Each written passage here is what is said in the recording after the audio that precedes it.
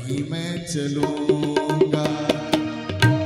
जहाँ ले चलोगे वहीं मैं चलूंगा। जहाँ ले चलोगे वहीं मैं चलूंगा। ओ जहाँ ले चलोगे वहीं मैं चलूंगा।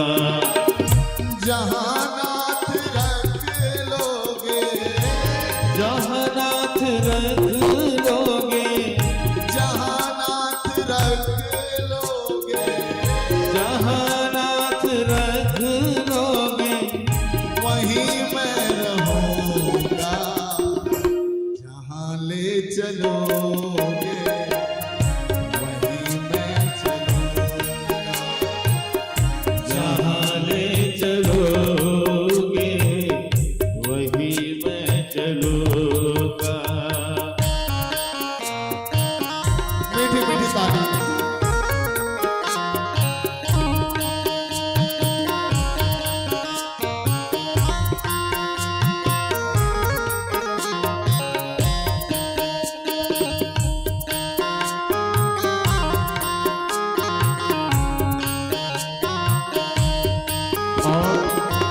हाथ जोड़िए और बोलिए, मुश्किल है कि तुम्हें पाऊं, मुश्किल है कि तुम्हें पाऊं, नामुमकिन है कि भूल जाऊं। मुश्किल है कि तुम्हें पाऊं, नामुमकिन है कि भूल जाऊं। भंवर में फंसा हूं कि इधर जाऊं कि उधर जाऊं। किश्ती की पतवार तुम्हारे हाथ में है, ये तुम ही तय कर दो। मैं डूब जाऊं कि पार जाऊं, डूब जाऊं कि पार। जितना भी जीवन हम 40-50 साल बिता चुके हैं, 10-20 साल का है। अब आप तय करो, डूबाना है कि बचाना है। दोनों हाथों के सेवा।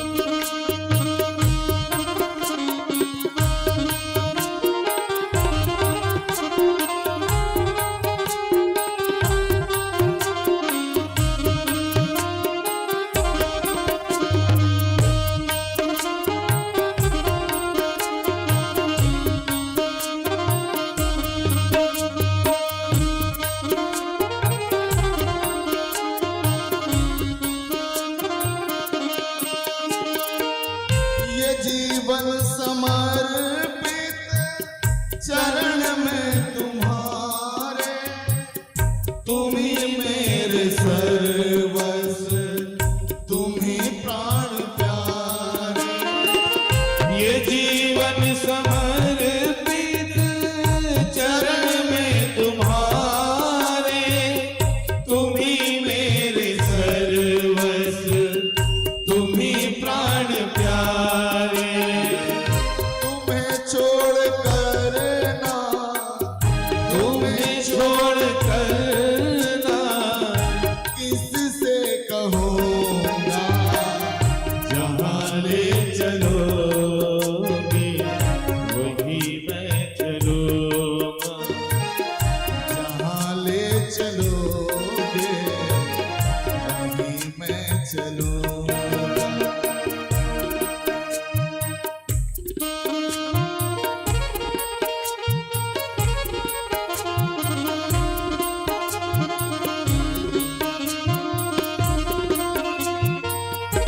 समर्थन करते हुए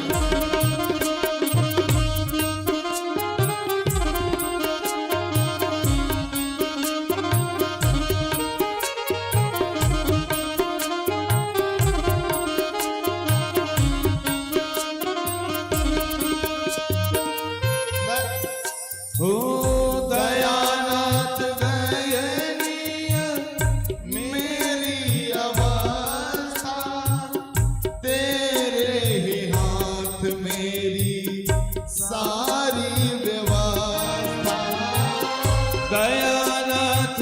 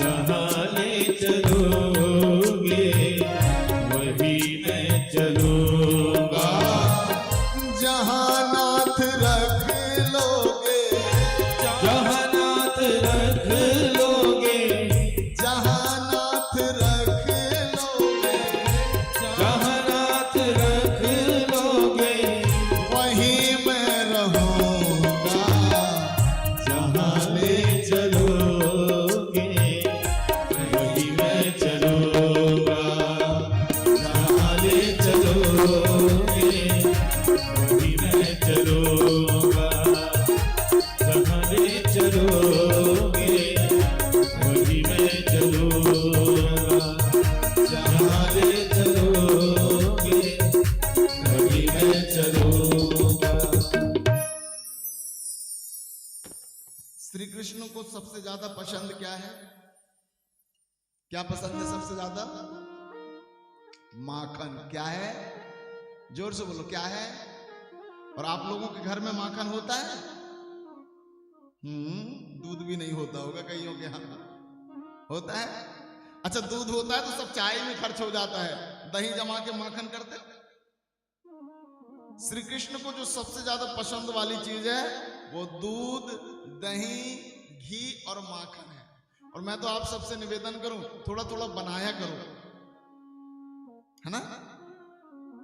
किसी बच्चे को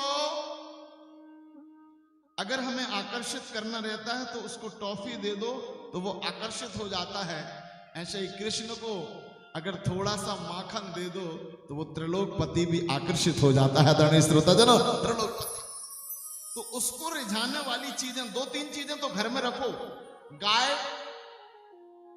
एक गाय रखिए, दूसरा तुलसी जी आंगन में रखिए, और तीसरा अपने घर के अंदर माखन रखिए।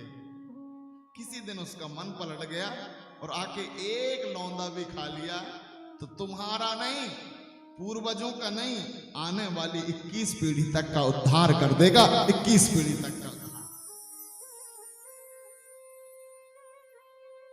लेकिन एक बात समझ में नहीं आती, इतनी सारी गायें जिसके घर में हैं वो दूसरों के यहां चोरी करने जाता है। ये तो गंदी बात है। सही है कि नहीं बताओ? ये बिगड़ गया है लड़का। अच्छा ठीक है, ये चोरी करने जाता है, बहुत अच्छी बात है, लेकिन इसको इतना तो समझना चाहिए कि दूसरों को सताना नहीं चाहिए। मालूम ये क्या करता है मालूम है आपको? किसी गोपी के यहां चोरी करता, उसका माखन खाता, पूरी मंडली को खिलाता, और जब ये जाने लगता और गोपी सोई रहती तो लंबे बाल रहते, उसके बालों को पलंग की पाटी में बांध देता। देखो शरारत। और बांधने के बाद उसी के कान में जाते जाते कहता भूत। अब जैसे ही वो उठे और उठे तो पीछे से पहले ही से बांधी तो उसको लगे भूत ने पकड़ लिया। अब एक दिन परेशान करे, 2 दिन परेशान करे, हर दिन का यही काम। अच्छा ठीक है जी, आप परेशान कर रहे हैं, अच्छी बात, लेकिन ये क्या है कि आपन ने खाए के खाए जितने मटका हैं पूरे, अब कितने नए लेगा आदमी, गोरे मटका सब फोड़ रहा है। मतलब इसने इतना आतंक मचा दिया कि पूरे गांव की गोपियों ने एक दिन सोच लिया कि इसकी शिकायत बताना पड़ेगा। और उसकी वजह और ज्यादा नहीं थी, वो सब ऊधम सहने के लिए तैयार थी, लेकिन एक चीज बस खल रही थी कि ये माखन खाता है, रात में चोरी करता है, दिन भर सोता है, तो हम इसके लिए माखन बनाते, ये खा तो रहा है, लेकिन हमें ये दिन भर नहीं दिखता तो बेचैनी रहती है, तो ये दिखता नहीं है। ये सबसे बड़ा प्रॉब्लम था। तो सारी गोपियां यशोदा के पास गईं, और जैसे ही यशोदा के पास गईं तो मेरे भाई बहन यशोदा जी से कहा, काकी ये तेरा लाला चोरी कर रहा है, इसको समझाओ। तो श्री कृष्ण की मूछें नहीं है, कन्हैया ने ऐसे मूछें उमेटा, ए भाभी अगर असल खानदान की है तो पहले पकड़ के बता, फिर शिकायत करना।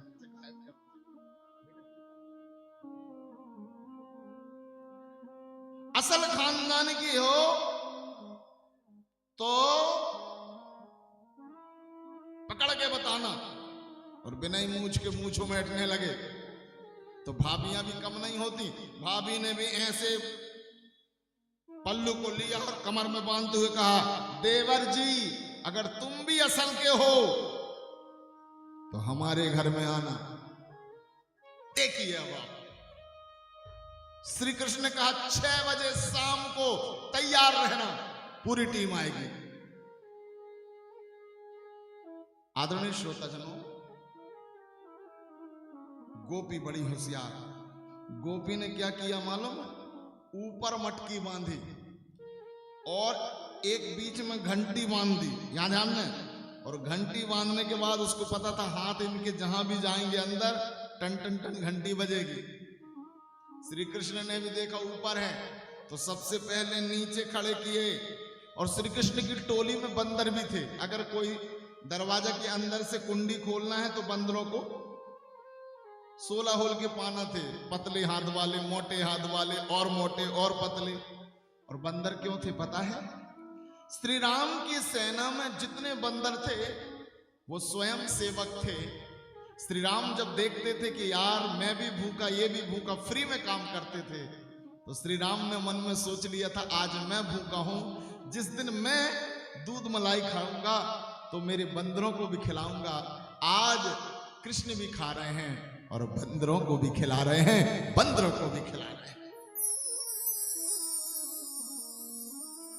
ध्यान रखना, तुम जो आज अगर ध्यान से कृष्ण को भोग लगा रहे हो, जिन जिन के यहां लड्डू गोपाल हैं, तुम इस बार ध्यान से लगा देना, फिर 84 लाख में जिस भी योनि में जाओगे, तुमने अगर मनुष्य बन के कृष्ण का ध्यान रख दिया तो वो परमात्मा बन के तुम्हारी हर योनि में ध्यान रखेगा, हर योनि में ध्यान रखेगा। जोर से बजाओ। इसलिए ध्यान रखना, इसी को ध्यान कहते हैं, जो कृष्ण का ध्यान लगा रख ले। तो ऊपर एक मटकी, तो नीचे श्री कृष्ण खड़े हो गए, 4-5 को खड़ा किया, ऊपर 3 को खड़ा किया, सबसे ऊपर 2 को खड़ा किया और सबसे ऊपर श्री कृष्ण खड़े हुए। तो देखा तो मटकी में घंटी बंधी है। तो कृष्ण ने घंटी से कहा, ए घंटी, जब तक हम सब ना खा लें बजना नहीं। घंटी ने कहा, जी हुजूर, आप बिल्कुल निश्चिंत रहें, हम नहीं बजेंगे। अब श्री कृष्ण मटकी से माखन निकाल रहे हैं। लो बेटा, बंदर तुम भी लो, सब इशारा में। अच्छा, जो भाभी थी जिसने चैलेंज ली थी, वो सामने से गई और पीछे की बाड़ी की तरफ से आकर लोग गई कि घंटी बजेगी और मैं पकड़ूंगा, लेकिन घंटी तो बजा ही नहीं रही। सबको माखन खिलाए और आखिर में जब सबका पेट भर गया तो श्री कृष्ण ने कहा, अब मैं खाऊं? सबने कहा, इशारे में चल रहा है। श्री कृष्ण ने जैसे ही मुंह में रखा, घंटी टन टन टन टन टन बजने लगी। श्री कृष्ण ने कहा, ये घंटी, चुपचाप रहे, चुपचाप रहे। घंटी ने कहा, सुनो कन्हैया, पूरी दुनिया भोग लगा ले, हम नहीं बजेंगे, लेकिन हमारे मोहन भोग लगाएं तो हम बजेंगे, तो हम बजेंगे। इसी के लिए तो सदियों से घंटी बने हैं कि हमारे कृष्ण आएंगे और एक बार हमारे सामने भोग लगाएंगे और हम बजेंगे, हम तो बजेंगे। घंटी बजने लगी। अब जैसे ही घंटी बजी तो जो भाभी थी वो तो कान लगा के बिल्कुल बैठी थी। उसने कहा, हाँ कन्हैया। तो नीचे जो 5 लोग थे वो फरार, तो बीच वाले गिरे, वो भी उठ के फरार, उसके ऊपर वाले गिरे, वो भी फरार। इसको इनसे कोई से मतलब नहीं था, इनको तो मतलब था कृष्ण से। और देवर जी कहाँ गई मूछें? कृष्ण जी कहते हैं, भाभी तुम ऐसे घसीट के मत ले जाओ, गांव में बदनामी हो जाएगी। पड़ोस वाले गांव में हमारी शादी की बात चल रही है, तुम्हारी देवरानी का नाम राधा है। अगर बदनामी हो गई कि चोर है तो शादी नहीं होगी। तो बोले, मेरी भी है करिया बहन, हो गई बदनामी तो मैं दिलवाऊंगी, अगर आज तो तुझे ले जाऊंगा। तो घूंघट डाल के जाने लगी। अब श्री कृष्ण तो बड़े खुरापाती हैं, दिमाग चल ही रहा है, क्या करा जाए, क्या करा जाए, पूरी बदनामी हो रही, आधा गांव हो गया, क्या करूं। इतने में उसी का पति आ रहा था। अब गांव में पैटर्न रहता है बड़ा घूंघट का, तो इनने आवाज लगाई, सुन, पति से, उसी के। बोले, इतनी बड़ी बड़ी गुलाब जामुन मिल रही हमारे घर में, पति पत्नी जाएंगे तब मिलेंगी, तू नहीं था। तो मैंने कहा, मैं ही तो सबका पति हूं, लेकिन मौन जाना है, बोलना नहीं है। और यहां भाभी को भी डील कर रहे हैं, भाभी ये वाले हाथ में बहुत दर्द है, सूजन आ जाएगी, भाभी थोड़ा बस बदल लेने दे। भाभी ने जैसे ही हाथ छोड़ा, पति के हाथ को पकड़ाए और श्रीमान जी ने दौड़ लगाए और माँ की गोद में जाके सो गए। माँ बहुत दुश्मन है मेरे। माँ ने कहा, सो जा बेटा, तू तो कहाँ जाता है बाहर। इतने में पूरा गांव पार करके भाभी आई और आवाज लगाई बड़े जोश में कि आज पकड़ के लाई हूं, देख यशोदा, तेरे लाल को पकड़ के लाई हूं। श्रीमान जी तो सो ही रहे थे, तो उठ के कहते, देख ले भाभी, देख ले माँ, कहां से पकड़ के ले आई होगी, मैं तो तेरी गोद में। बोले, हाँ रे, बहुत ज्यादा झूठ बोलती। अगर मेरा लाला नहीं हुआ तो? बोले, मैं झूठी, मेरा खानदान झूठा, मेरा मायका झूठा। यशोदा मैया ने दरवाजा खोला और कहा कहां है? तो भाभी ने कहा ये देख।